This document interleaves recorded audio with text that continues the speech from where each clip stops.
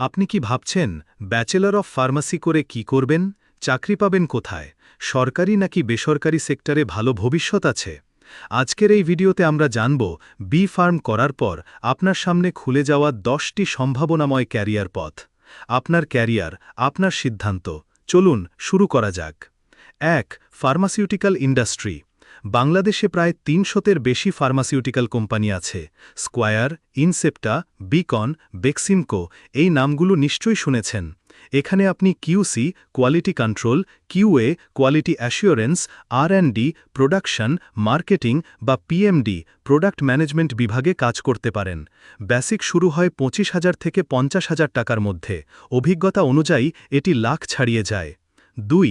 হাসপাতাল ফার্মাসিস্ট। সরকারি ও বেসরকারি হাসপাতালগুলোতে ফার্মাসিস্ট প্রয়োজন হয়। ওষুধ সরবরাহ, রোগীর প্রেসক্রিপশন যাচাই, ওষুধের ডোজ ঠিক করা ইত্যাদির জন্য। বিশেষ করে আইসিইউ বা ক্যান্সার ইউনিটে দক্ষ ফার্মাসিস্ট অনেক গুরুত্বপূর্ণ ভূমিকা পালন করেন। ৩. সরকারি চাকরি, বিপিএসসি, বিসিএস, ড্রাগ অ্যাডমিন। আপনি চাইলে বিসিএস হেলথ ক্যাডার বা DGDA, directorate general of drug অ্যাডমিনিস্ট্রেশনে আবেদন করতে পারেন। এখানে আপনি দেশের ওষুধ ব্যবস্থাপনা, পরিদর্শন ও মান নিয়ন্ত্রণে সরাসরি ভূমিকা রাখতে পারবেন। সরকারি সুযোগ সুবিধা ছাড়াও সামাজিক সম্মান অনেক বেশি। ৪. রিটেল ফার্মেসি ও ফার্মা বিজনেস।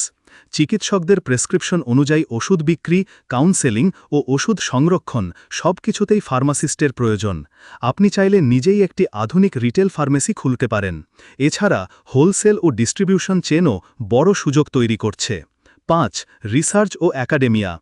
আপনি যদি পড়াশোনায় ভালো হয়ে থাকেন তাহলে মাস্টার্স, তারপর পিএইচডি করে শিক্ষকতা ও গবেষণায় আসতে পারেন।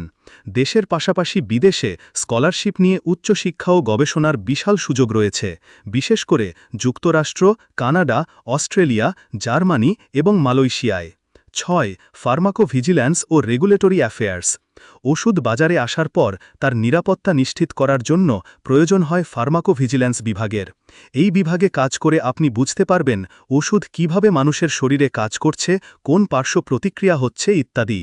৭. মেডিকেল রিপ্রেজেন্টেটিভ এমআর থেকে মার্কেটিং এক্সপার্ট। অনেকে মনে করেন এমআর মানেই ছোট চাকরি। ভুল। আপনি চাইলে এই পেশা থেকেই এএসএম, আরএসএম হয়ে এনএসএম পর্যন্ত পৌঁছাতে পারেন, যার বেতন লাখ টাকার ওপরে। যোগাযোগ দক্ষতা ও চিকিৎসকদের সাথে সম্পর্ক গড়ে তোলার মাধ্যমে আপনি এই ক্যারিয়ারে সফল হতে পারেন। ৮. Clinical research organization CRO. এগুলো হলো এমন প্রতিষ্ঠান যারা নতুন ওষুধ নিয়ে পরীক্ষা নিরীক্ষা চালায়। বাংলাদেশে এই সেক্টর ধীরে ধীরে বড় হচ্ছে এবং দক্ষ ফার্মাসিস্টদের প্রয়োজন বাড়ছে। ৯. মেডিকেল রাইটিং এবং কন্টেন্ট ডেভেলপমেন্ট। যারা লেখালেখি পছন্দ করেন তারা ওষুধ, স্বাস্থ্য ও পুষ্টি বিষয়ক কন্টেন্ট তৈরি করে দেশি বিদেশি কোম্পানির জন্য কাজ করতে পারেন। এটি একটি ফ্রিল্যান্সিং ক্যারিয়ার হিসেবেও খুব জনপ্রিয়। ১০. ফার্মাসিউটিক্যাল এক্সপোর্ট ও ইন্টারন্যাশনাল মার্কেট। বাংলাদেশের ওষুধ এখন ১৫০টির বেশি দেশে রপ্তানি হচ্ছে। এই এক্সপোর্ট সেক্টরে দক্ষ লোকের চাহিদা প্রচুর, বিশেষ করে যারা ইংরেজি জানেন ও আন্তর্জাতিক নিয়মকানুন বোঝেন।